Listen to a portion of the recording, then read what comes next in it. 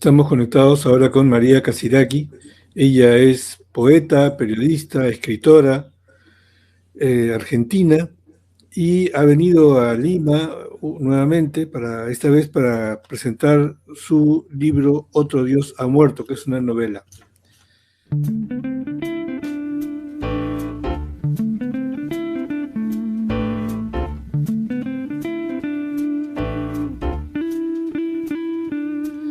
Gracias por aceptar la entrevista, María. No, muchas gracias a usted, Carlos. Encantado. Bueno, ¿de qué trata la novela? Bueno, la novela es una historia, está basada en una historia real que nace en un viaje hace mucho tiempo, cuando viajé por la Patagonia Sur de Argentina con una fotógrafa. Hicimos un viaje largo contratadas por una editorial para realizar 2 libros de retratos de los habitantes y de flora, fauna, etc. Que fue un largo viaje intenso, muy, muy hermoso.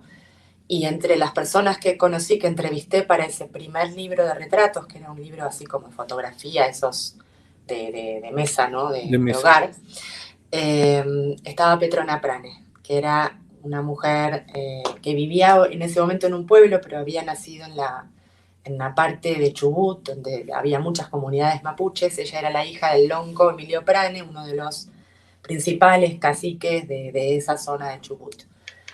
Y bueno, de todas las historias y todas las personas que yo conocí en ese viaje, esta fue la que me pegó más de cerca y inicié un vínculo con ella muy lindo. Y a lo largo del tiempo, unos años, seguimos en contacto con la idea de hacer, más allá de este primer libro, digamos, donde había muchas historias, y esta era 2 páginas para ella, que ameritaba y merecía un espacio para ella solo, porque realmente es una mujer con mucha memoria colectiva, no solo de ella, de su vida, de su familia, sino de toda la historia y de la cultura, ¿no? Mapuche, que se estaba perdiendo ya en esas generaciones. Entonces, bueno, nos dispusimos a hacer eso, pero usted sabe cómo es la vida, te va pasando por encima, el tiempo pasó y no se concretó y ella se murió. Entonces, cuando me entero de esto, nosotras, bueno, quedó trunco, y yo me dispuse como a cumplir un poco esa promesa que le había hecho. Y entonces ahí me puse a investigar, más allá de la información que tenía de ella, tenía muchas grabaciones. Para escribir la novela escuché muchas veces esas grabaciones para que su voz, viste, entrara bien eh, adentro, para poder escribir desde ella. Y lo que hice es a investigar muchos años, y después también viajar a la tierra donde ella había nacido, donde todavía quedaba un hermano muy, muy mayor y unos sobrinos. Habían recuperado la tierra de donde habían sido desterrados cuando ya tenía un año, en el año 37, que fueron unos grandes desalojos en Chubut. Y bueno, estaban ahí un poco en la pelea, porque las recuperaciones de tierra se hacen siempre a medias, ¿no? Todavía no se les ha dado los títulos, entonces están ahí como si fuera de prestado en una tierra que era de ellos, ¿no? Durante tanto tiempo. Y bueno, la familia me dio documentaciones. Entonces la novela es una novela de ficción, o sea, no deja de ser ficción, no deja de ser literatura, no es un testimonio directo, pero está muy, muy, digamos, vinculada a esta historia, y traté de ser lo más fiel posible, con lo cual es una realidad y ficción mezclada, pero muy, muy, muy ajustada a la realidad, realmente. Claro, y es una historia llena de abusos y de Sí. situaciones duras y difíciles que tuvieron que pasar ellos, ¿cierto? Los Sí, mapuches, digo. exactamente, porque hubo abusos colectivos y después individuales. Ella misma en su propia vida también, la novela se divide en partes, también una parte de ella cuando se desmiembra la familia y bueno, ella empieza a trabajar como empleada doméstica, y bueno, y ahí le suceden muchas cosas, y también sufre violencia de género, digamos, hay una serie de situaciones que se ven en la novela, digamos, que traducen un poco lo que han sufrido estas personas que todavía sufren, porque esto es lo que hablábamos ayer con Mariana Libertad, que presentó la novela en la feria. Es una historia muy, muy presente, muy vigente. No estamos hablando como cuando uno hablaba de los indios en la época, y se hablaba siempre como una cosa mítica. No, esto es aquí ahora, y aunque se hable de algo que pasó hace muchos años, eh, es lo que traté, intenté en la novela es traerlo al presente y tocar, digamos, el corazón de la gente desde el presente. Esto es algo que todavía sucede y esta gente sigue ahí y está más viva que nunca, no es una persona, no están extinguidos, como, no. Y tienen una cultura muy fuerte, muy hermosa y de la que tenemos mucho que aprender. Y aparte de todo esto, me dicen que el proceso de regreso a la tierra que fue ancestralmente suya todavía no se ha completado. Exactamente, están todavía, hay una sobrina, Ana Prane, porque también hay otro de los sobrinos que murió. Ella continúa, pero está lenta la cosa. En Argentina en este momento están bajo el amparo de la ley 26.160, que lo que hace es detener cualquier tipo de desalojo hasta tanto no se haga un sondeo por todo el país de cada tierra, a ver si corresponde o no corresponde, porque también ha pasado, hay gente que se ha metido en lugares y dice, bueno, esta tierra es mía, no es, o sea, tienen que ir viendo, pero no tienen derecho legal de entrar a ninguna tierra, cosa que no se ha cumplido porque hace unos años sigue habiendo desalojos y hace unos años hubo uno muy grande donde falleció también un chico, que se hizo un caso muy famoso en la Argentina.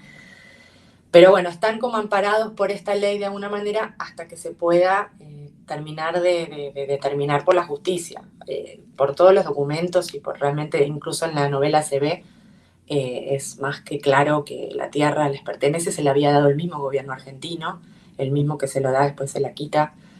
Decía yo ayer también que es el Estado argentino el que finalmente traiciona los pactos con los mapuches. Los mapuches son, digamos, de todas las comunidades de América, los que resistieron al español hasta el final y nunca fueron conquistados. Los que los terminan conquistando por traición fueron los estados. En el caso de los mapuches, chileno-argentino. Bueno, no sé si podría contar un poco más sobre estos procesos de expulsión de sus tierras, ¿no es cierto? ¿Cuál fue el argumento? ¿Cuál fue Bueno, en el el... caso particular, lo extraño es que se sigue dando así, ¿no? Pero en el caso ellos estaban en estas tierras que les había otorgado el gobierno nacional a fines del siglo XIX, hubo un arbitraje entre Chile y Argentina, la corona británica era la que este, estaba de árbitro, y se tenía que separar la tierra, entonces se le preguntaba a la gente si ellos se sentían argentinos o chilenos, para también dividir la tierra en función de las comunidades que vivían ahí. Toda la comunidad Nahuelpan, que es donde estaban los pranes, se declaran argentinos, entonces se les da esa tierra y se divide el país, bla, bla. Se les otorga la tierra por ley, por un decreto que, bueno, ahora no me acuerdo el nombre. Y lo curioso, que también contaba ayer, la corona británica, por hacer este arbitraje, el Estado argentino les regala cantidades de hectáreas, no puedo recordar ahora la cantidad, pero es muchísima, de tierras por 99 años, solo por hacer ese arbitraje, ¿no?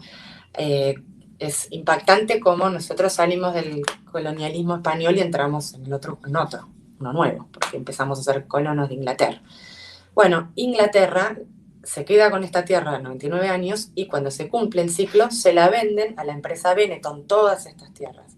Que, bueno, seguramente conocen la empresa Benetton, que ahora tiene litigios con muchas de las comunidades mapuches y mapuches tehuelches de la zona, porque esas eran tierras ancestrales de las que fueron desterrados.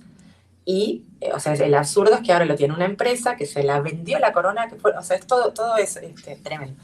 Bueno, en el caso de la familia Prenny, lo que hizo, ellos tenían esta tierra hace ya 70 años que vivían, ya 3 generaciones, Petrona tenía 1 año, y había un vecino que tenía ganas a la tierra, ¿no? Un tal Amaya que tenía muchas conexiones con la Dirección General de Tierras y con la policía local, y empezó a hacer denuncias, muchas denuncias falsas, de robo de ganado, de que eran vagos, de que esto, que el otro. Hay un montón de documentos donde empieza a describir los mapuches, que esto, que el otro.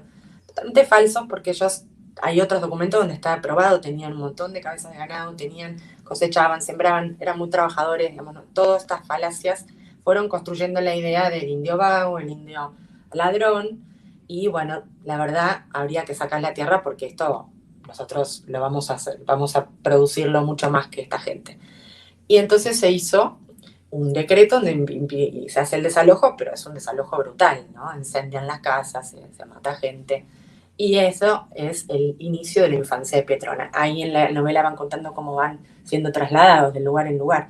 Y también trabajo mucho con respecto, digamos, en la lengua, el mapundungun o mapuzungun. Hay muchos términos que a mí me interesaron mucho para trabajar dentro de la novela, incluso la misma lengua, que es como la casa, ¿no? Para ellos, que es el único lugar de donde finalmente no pierden su lugar. Ahora, cuando les quitan la lengua, como le pasó a Petrona durante tanto tiempo, ahí sí es el destierro total, ¿no? Bueno, esa fue la historia con ellos. Y entonces, bueno, ahora hay que ver qué pasa porque, como se sabe, pasaron muchos años, pasaron personas por estas tierras privados, hay muchos intereses atrás, hay muchos intereses extranjeros y también locales, y la corrupción local, o sea, es algo difícil.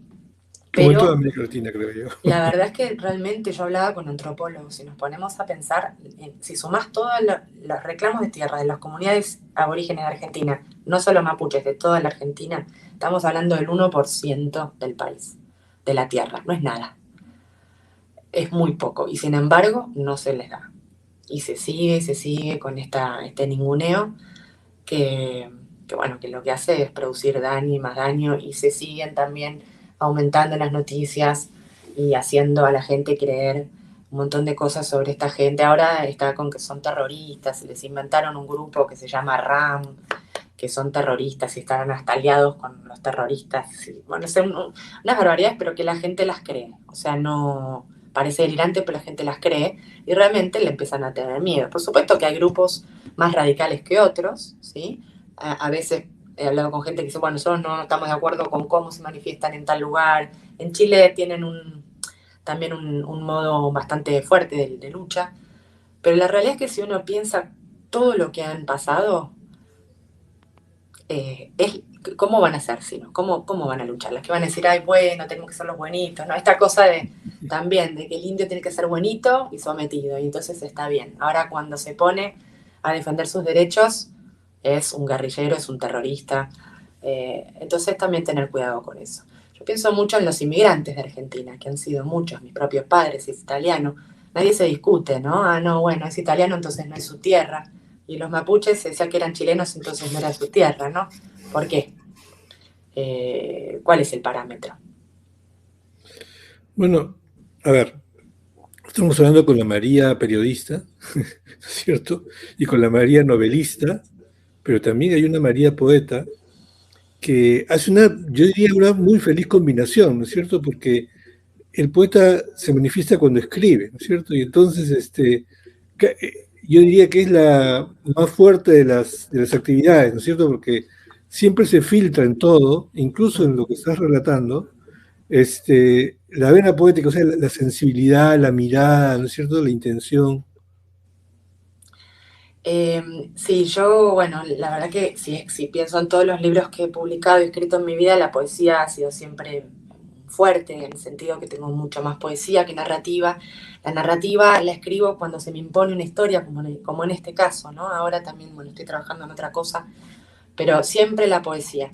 Y la misma narrativa está atravesada por la poesía porque es la manera en que bueno, puedo ponerme a escribir narrativa y quiero hacerlo así. Y en el caso de esta novela en particular, también se dio así porque la voz de Petrona Prane era una voz profundamente poética y yo también intento de alguna manera meterme en esa voz y lo podía hacer desde ahí, desde la poesía. El mismo libro empieza con una imagen que ellos tenían una manera que me contaba Petrona, la tía María, que era la machi, le enseñaba a tejer con el secreto de la araña. Agarraban una aranita pequeñita, primero la miraban hacer su tela de araña y cuando en pleno trabajo la agarraban, la ponía en la mano, se la ponía en el pecho y la dejaba morir como una especie de ¿cómo se llama? De rito y ahí empezaba a tejer. Y así empieza la novela, ¿no? El tejido de la historia, el tejido real y el tejido ficticio. Hay un intercruce también en la palabra texto, ¿no? Que viene de tejido. Y bueno, yo también decía ayer que me encontraba en la Patagonia con mucha gente, los campesinos, que tienen una manera de hablar que es poesía. Tengo un cuento que empieza, por ejemplo, con una frase que yo digo soy una ladrona porque se la saqué a una mujer que yo quería mucho en Córdoba, no en la Patagonia, que dice lo que no lloré a mi tía hoy se lo está desquitando la cebolla. Así empieza, ¿no? Tenía un entierro, bueno, ella estaba pelando la cebolla y lloraba. Y bueno, sí, yo creo que la literatura y la poesía tienen un poder que a veces no tiene el testimonio raso o el periodismo, salvo que sea un periodismo por ahí, una nota color, digamos, donde eh, permita transmitir las emociones de una manera tal que la historia llegue como cuando uno ve una película, ¿no? Cuando uno va al cine y se conmociona por la historia de otra persona que es en otra parte del mundo, y deja de ser anónima esa persona. Eso es un poco la intención que tuve con esta novela, porque fue tan fuerte la historia y escucharla, Petrona, y era tal la impotencia de saber que era una pequeña vida que vivía eso y así son tantas. Y en Buenos Aires o en cualquier otra parte uno escucha así, qué triste, pero ahí está, ¿no? O sea, uno realmente no toma dimensión de lo que fue y de que como Estado también somos responsables por eso y todo lo que vivimos, incluso yo voy a la Patagonia, disfruto el turismo, qué lindo, y tener conciencia de qué significa eso y qué significó, ¿no? ¿Eres feminista? Sí, soy feminista. Creo que todas somos feministas. No soy, a ver, no diría que soy una extrema feminista en el sentido de, bueno, sí, lo soy, siempre fui. Lo que pasa es que eh, creo que el feminismo es, soy muy seguidora de Simone de Beauvoir también, a quien he leído mucho y hablaba del equilibrio de los géneros, ¿no? Creo que el feminismo es necesario hasta que se equilibre y no tengamos ni siquiera que hablar de eso.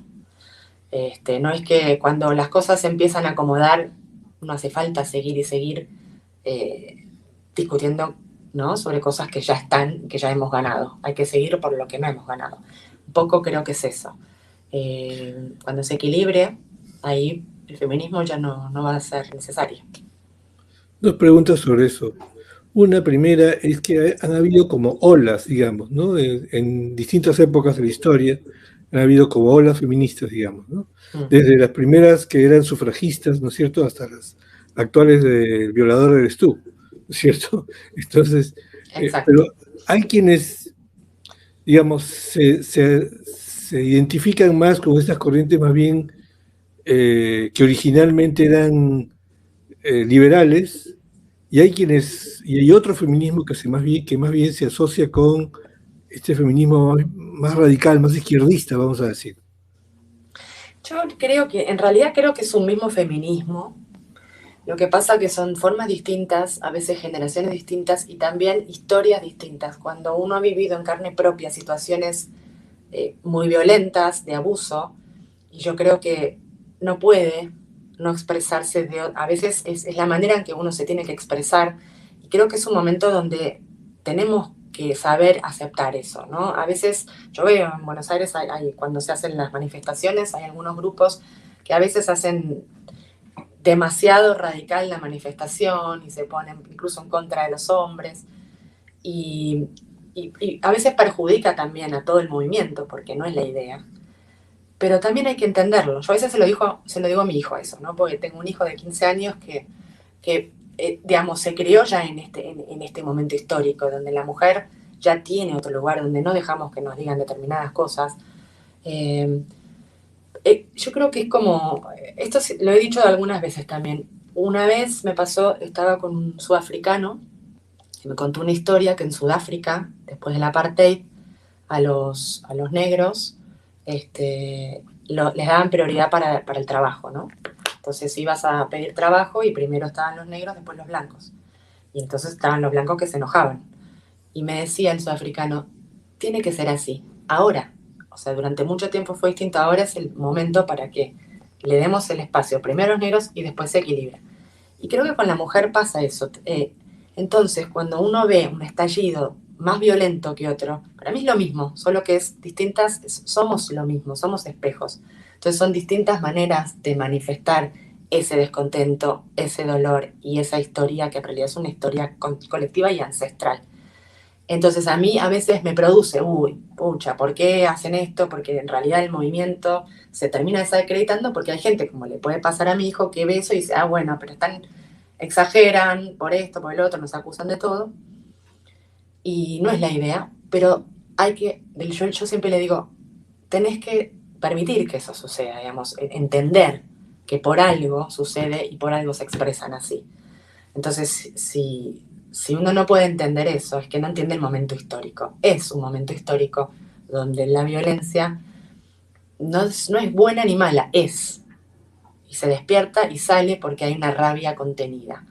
Entonces, yo creo que también, si uno puede entender esto y se apacigua, después eso también se va a apaciguar. Ahora, si lo enfrenta, ¿no? Con más así nunca va a terminar. Pero yo una vez leí algo así, ¿no? Que el día en que una mujer pueda salir a la calle vestida como quiera y sin ser acosada por nadie, ese día ya no va a ser necesario el feminismo, ¿cierto? Sí, es que es cierto, es que sigue pasando y la verdad es que es muy difícil porque además despierta. En Argentina ha habido ahora, últimamente, en los últimos años, un despertar del feminismo y produce también, en un primer momento, más abusos, más muertes porque los hombres por ahí a veces se ponen, ¿no? Hay situaciones donde se sacan, Ujú. no lo quieren ver, entonces por ahí se pone más violento, se la pueden agarrar, o sea, ha pasado, han aumentado, no es que han disminuido. Y es lamentable, pero tal vez es lo que tenga que pasar hasta que, como dices tú, podamos salir a la calle como queramos y no tengamos que estar con miedo de estar todo el tiempo a ver si estoy seduciendo o no seduciendo. Eh, Ser objetos siempre, ¿no? Siempre objetos. Entonces, yo creo que va a llevar tiempo, ¿eh? Creo que va a llevar tiempo y se necesitan diálogos y se necesita mucho, para mí es muy importante el trabajo de concientización con el género masculino, o sea, con los hombres, que puedan entender que eso también les afecta a ellos, eh, hacer charlas, hacer encuentros, porque por ahí las mujeres lo estamos viendo, pero los hombres, algunos sí, otros no, y que no se sientan afectados de manera directa, sino que es un trabajo en conjunto que les va a beneficiar a ellos también, porque en medida que la mujer sea libre, el hombre también va a ser más libre. Es que el tema va por ahí, creo yo, ¿no? O sea, a los hombres les cuesta, nos cuesta en general, ponernos en los zapatos de la mujer, porque no tenemos, desde niños, no tenemos que atravesar por eso, por el peligro ese de que salir y que alguien te diga algo, que alguien se quiera propasar contigo, o no tener más, digamos, una mujer caminando sola con una minifalda por la calle de noche, es un blanco casi seguro, ¿no es cierto? Mientras que un Sí, hombre no, ¿no es cierto? Ese temor no lo conocen los hombres en general, ¿no es cierto? Y sí, entonces hace falta probablemente por ahí un trabajo de comprensión y de entendimiento. Pero en fin, no vamos a desviarnos de la entrevista, ya está queda bien, poco tiempo, dale. pero hay quienes, muchos escritores dicen, yo soy novelista, pero hago periodismo para sobrevivir, ¿no es cierto? Pero hay otros que no, hay otros, digamos, que son periodistas porque tienen la vocación, ¿no es cierto? Sí. ¿Cómo es tu caso? No, en mi caso yo en realidad siempre digo, sí, creo que en mi caso la escritura siempre ha sido más fuerte desde la poesía. Yo el periodismo, no he hecho tanto periodismo. Estos fueron los trabajos periodísticos más grandes que he hecho y después hago a veces notas para revistas de viaje, pero la verdad es que en mi caso yo creo que es el periodismo, no soy como tú dices, estos periodistas que por vocación se dedican al periodismo como primera cosa. Lo mío primero es la poesía, después la narrativa y después el periodismo. Creo que va por ahí. Pero está todo entrelazado, porque además soy una persona que donde voy, las historias me apasionan, entonces termino siempre preguntando y de ahí saco una historia para contar y a veces poemas que cuentan historias o historias que se cuentan desde la poesía también. Entonces, la verdad que están entrelazadas estas tres disciplinas en mi caso. Pero sí, no soy una periodista que se ha dedicado al periodismo, que trabaja en un diario todo el tiempo, sino que con su oficio de periodista, que hice la carrera al igual que la de letras, me he metido en mundos ¿no? Cuando viajo y me he metido en mundos que me han permitido después escribir ficción o poesía, porque también en la poesía he llevado muchos textos, muchas historias que he visto en mi trabajo como periodista también. Último, más bien, más que pregunta, pedido. ¿Podría pedirte que leas un poema? ¿Tienes algo a la mano? No tengo un libro ya porque pero tengo aquí una selección. Sí, puedo leer, incluso podría leer, hay un poema que lo he leído acá en Perú, pero puedo aprovechar y leerlo también, que tiene que ver con una historia peruana, digamos, una historia en las líneas de Nazca. Y también con la mujer, ¿no? Lo que hablamos en este programa, me impactó, me pegó directamente la historia de María Reiche, Ah, sí, claro. la que llaman la Dama de la Escoba, y entonces escribí un poema para ella, y se los voy a leer. Empieza el poema con un breve textito que dice quién era María Reiche, tú sabes, pero bueno, hay gente que no. Dice, María Reiche dedicó su vida a develar el misterio de las líneas de Nazca. Pasaba temporadas en el desierto barriendo la pampa en busca de las figuras que hoy todos conocemos. Desde entonces se la llama Dama de la Escoba o Dama de la Pampa. Y empieza el poema. Dormía sola bajo las estrellas, hurgaba calendarios perdidos que brotaban desde el fondo de la tierra, mujeres y hombres como tubérculos recién paridos, desde el útero del polvo a la superficie arenosa de la existencia. Cambió su ropa por harapos, cuna de oro por lecho de paja. Con la escoba entre sus manos, lúcida y vidente, liberó al pasado del paso del tiempo, desenterró animales y astros gigantescos en la soledad de su fe.